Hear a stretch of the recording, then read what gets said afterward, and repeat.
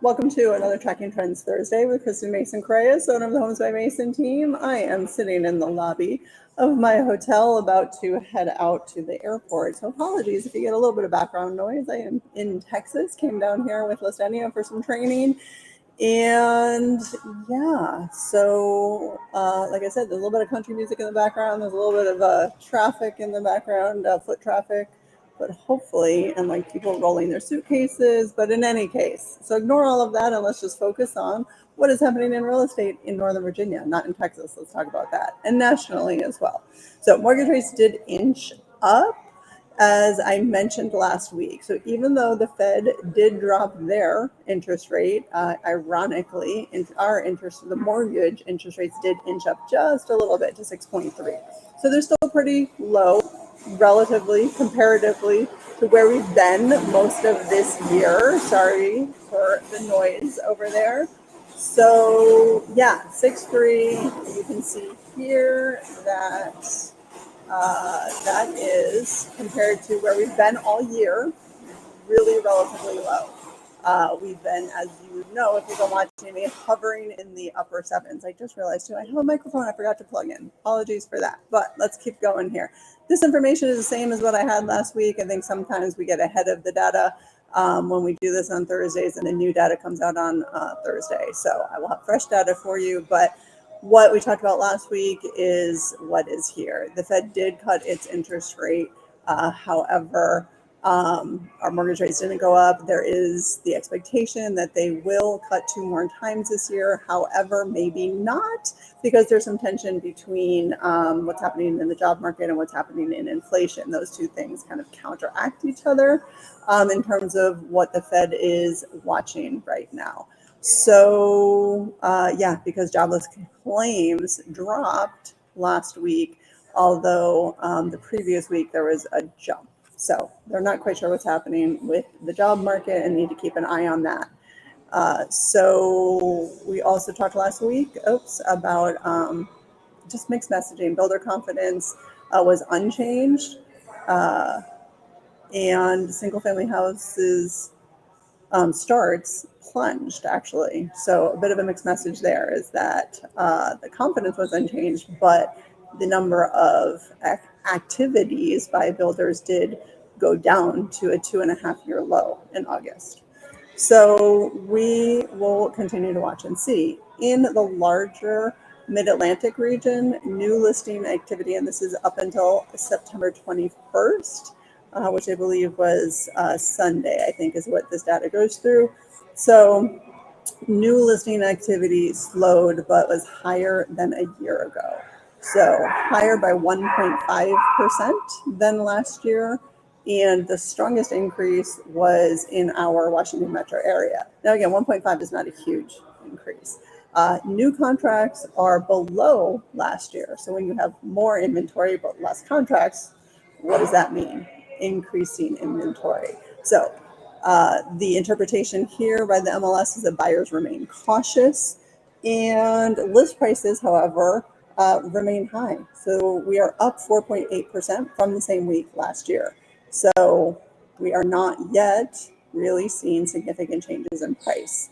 So in the larger DC metro area, showings are flat week over week, but down year over year. New purchase contracts down 2% year over year, but up actually week over week by 7%, which is interesting.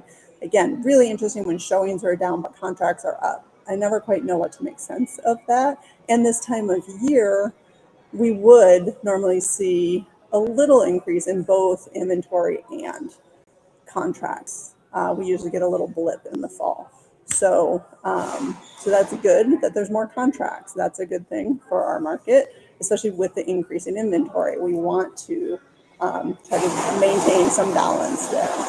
Median time to contract is flat week over week, but up 5 days. The median 32 days currently. Again, apologize. That's like a luggage cart going by over there.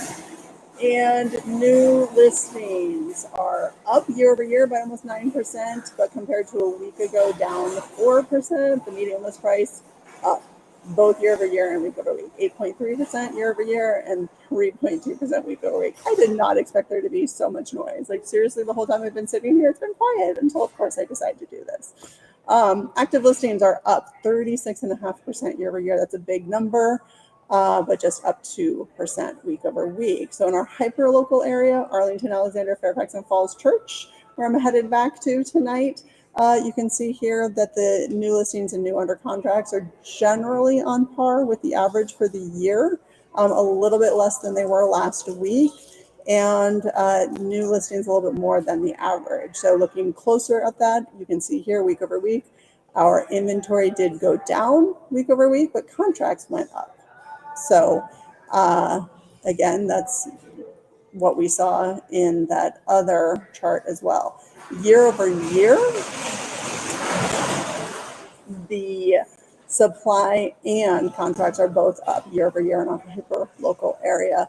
The demand to supply ratio, this is something that I've started to look more closely at for you all to help you all understand how this all plays out, because this helps, and like I understand it, I feel it, I live it on the ground, but what the market was is not what the market is, because we had not a lot of inventory and a lot of demand. That demand to supply comparison, that ratio was so high for so long. So you can see in 2024, it was almost, pushing 100% for most of the year. You can see it was at 97.19%.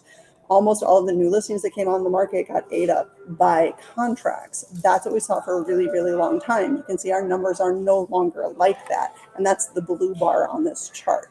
So we've been hovering in the kind of around 80% this year, which is not horrible, but it is significantly less than what we experienced last year. So that is why on the ground, I would say this number here, this demand to supply ratio, helps explain how it feels so different on the ground this year than it did last year, because we are not eating up all of that inventory with new contracts each week, which leaves leftover inventory, which leaves an increasing inventory.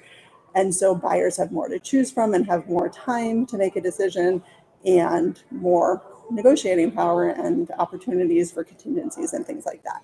That is your tracking trends. Oh, sorry, I forgot one more chart. Our days on market is at 29 is what it is this week, up 1 day from the week before. So we've been hovering generally around 30 most of this year, except for in the peak season of springtime when our days on market were less.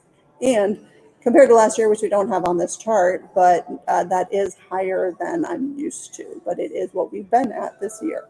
Interest rate, you can see just coming down a little bit. That is your Tracking Trends Thursday for today. Thank you for watching. And as usual, if you ever want to talk about how the data impacts your decisions, please reach out 571-210-1866. You can call me or text me on that number. You can email me at kristen@homesbymason.com. Or down below, wherever you're watching this, you should be able to find a link to get on my calendar.